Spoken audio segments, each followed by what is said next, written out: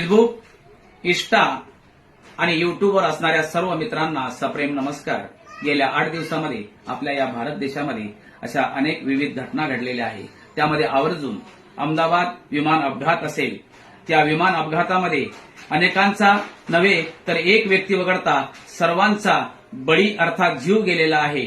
आणि हे विमान ज्या वसतिगृहावर कोसळले ते वसतिगृह एमबीबीएस करणाऱ्या विद्यार्थ्यांचे होते आणि त्यांचा कसल्याही प्रकारचा दोष नसताना त्यामध्येही अनेक विद्यार्थ्यांचा बळी गेलेला आहे।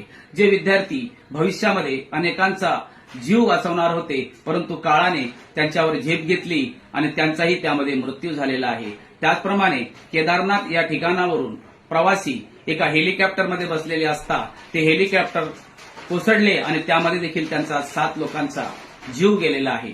त्याचबरोबर आपल्या पुणे परिसरामध्ये इंद्रायणी नदीवर कुंडमळा नावाचा जो एक ब्रिज आहे, त्या ब्रिजवर पावसाचा आनंद घेत असताना काही पर्यटक गेले आणि त्यामध्ये तो पूल कोसळला आणि त्यामध्येही अनेकांचा बळी गेलेला आहे।